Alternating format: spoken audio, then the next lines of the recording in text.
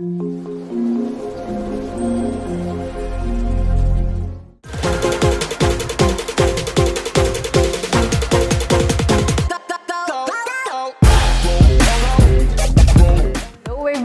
मेरा नाम रोशी वैद है एंड गाइस आज आप लोगों के लिए एक मैं बहुत ही इंटरेस्टिंग टॉपिक लेकर आ रही हूँ and this is regarding guys कि अगर हम नेटवर्क मार्केटिंग में होते हैं तो क्या ऐसे रीजंस होते हैं जिसकी वजह से हम जनरली फेलियर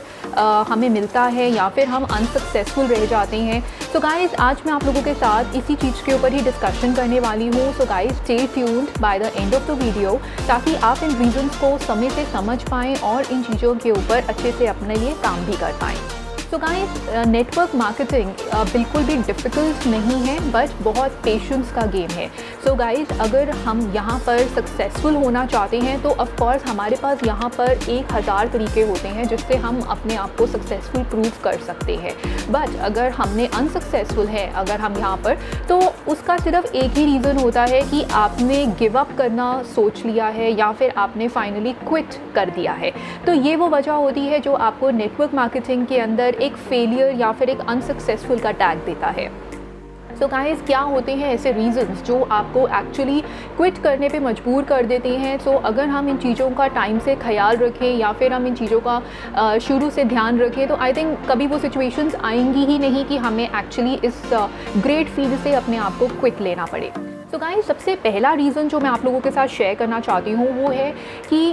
जब भी हम अपना नेटवर्क मार्केटिंग में आते हैं सो सबसे पहले हमें अपने वेबिनार्स, अपने मीटिंग्स एंड अपने सेशंस इन सब चीज़ों को अच्छे से प्रायोरिटाइज़ करना चाहिए क्योंकि लोग अगर अपने मीटिंग सेशंस को अवॉइड करते हैं तो वो मिस करते हैं अपने लिए एनर्जी एंड मोटिवेशन। क्योंकि ये वेबिनार्स एंड दी सेमिनार्स जो हैं वो हमें हेल्प करते हैं एक डायरेक्शन देने के अंदर अपने काम में। अगर लोग इस चीज़ को मिस कर देते हैं तो ऑब्वियसली उन्हें इसमें एनर्जी और मोटिवेशन दोनों ही नहीं मिल पाता है,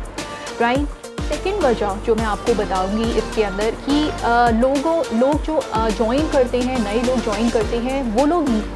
सही तरीके से ट्रेंड नहीं हो पाते हैं। अगर कोई भी पर्सन नेटवर्क मार्केटिंग में ज्वाइन होता है तो एक बात कंफर्म्ड है कि उसको अपनी चीज़ को समझाना आना चाहिए, उसके अंदर अपनी प्रेजेंटेशन के स्किल्स होने चाहिए। जैसे चाहे वो अपने बिजनेस को एक्सप्लेन कर रहे हों, चाहे वो अपने प्रोडक्ट नॉलेज को एक्सप्लेन कर रहे हों, अगर उनके पास अपनी ये एबिलिटी नहीं है कि वो अपने आप को सेल्फ ट्रेन करें तो ऑफ कोर्स उनको कहीं ना कहीं पर इस चीज़ का डीमोटिवेशन होता है या फिर वो अपने आप को डिपेंडेंट फील करते हैं कि जिसको ज़्यादा पता है हम उनसे डिस्कस कर लें, राइट। ऑफ कोर्स आपके अपलाइन लीडर्स हमेशा आपके लिए अवेलेबल रहते हैं बट अपने लिए भी हमें सेल्फ ट्रेनिंग खुद ही करनी पड़ती है, राइट। तो ऑफ कोर्स जितनी प्रोडक्ट नॉलेज आप लेंगे, जितनी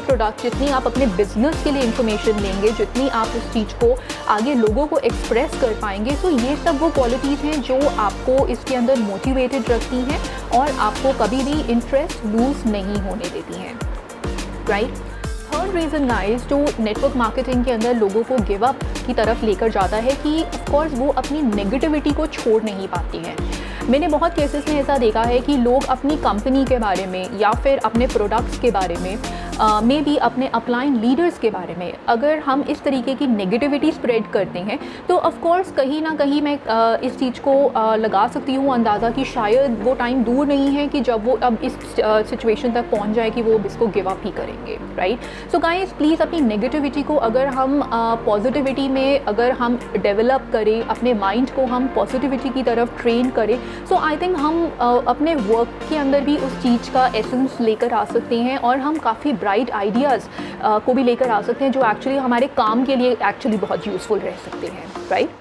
end of course last guys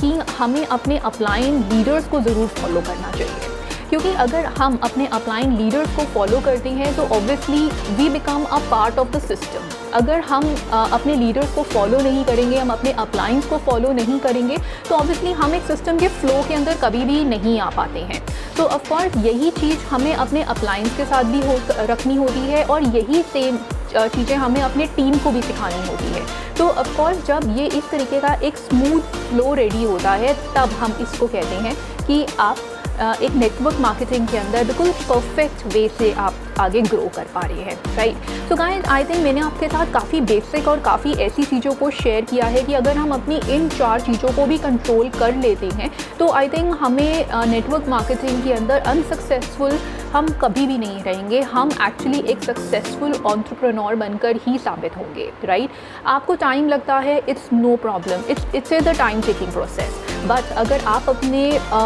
models के साथ, आप अपने पूरे इस चीज़ के साथ आप अगर क्लियर आउट हैं कि आपको क्या चीज़ों का ध्यान रखना है और किस तरीके से अपने आप को ग्रो करना है, तो आई थिंक हम अपनी चीज़ों का ध्यान रखकर अपने आप को पॉजिटिव रख सकते हैं और एक्चुअली अपनी नेटवर्क मार्केटिंग को गिव अप या फिर क्विट करने का नहीं सोच सकते हैं, राइट। तो I think, I hope guys, तो